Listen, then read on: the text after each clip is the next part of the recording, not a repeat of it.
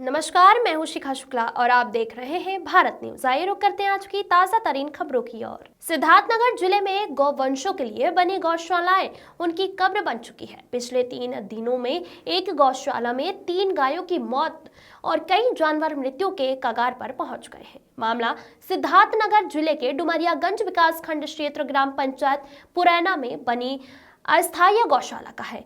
ग्राम पंचायत पुरैना में गौवंशों के रहने के लिए अस्थायी गौशाला का निर्माण कराया गया था, लेकिन वहां मौजूद पशु हरे चारे और पानी के अभाव में लगातार दम तोड़ रहे हैं।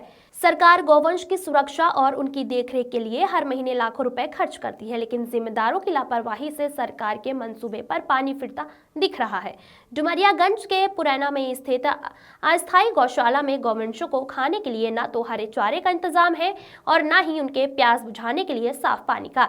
यह बीते 3 दिनों में 3 गौवंशों की मौत हो चुकी है, जबकि कई गौवंश जिंदगी और मौत की लड़ाई लड़ते हुए देखे जा सकते हैं।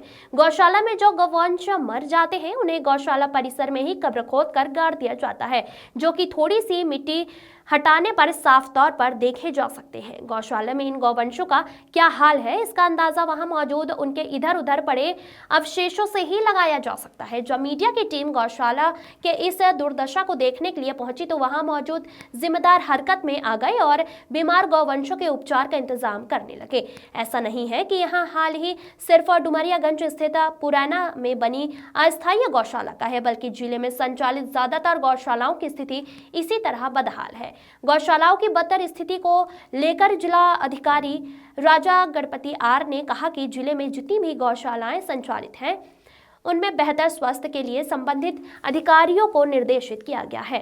डीएम ने कहा कि पुरैना में स्थित इस गौशाला की बदहाल स्थिति की जांच के लिए पशु चिकित्सा अधिकारी को निर्देशित किया गया है।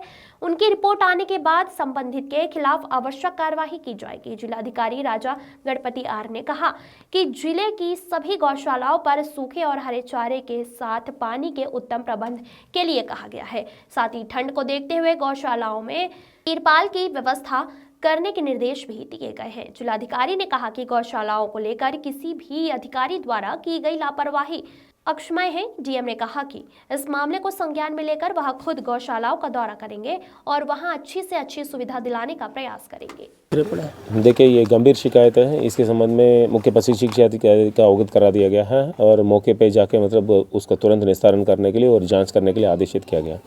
सर, ठंडक जिस तरह से दस्तक दी है, स्वाभाविक सी बात है गौशालाओं में भी जो पशु हैं उनके लिए व्यवस्था होनी चाहिए, लेकिन सर अभी कोई व्यवस्था नहीं है। बल्कि बताया जा रहा है कि वहाँ पर पानी की भी व्यवस्था नहीं करा गया। एक नल है तो सर नल से गायों को कितना पानी दिया जाए?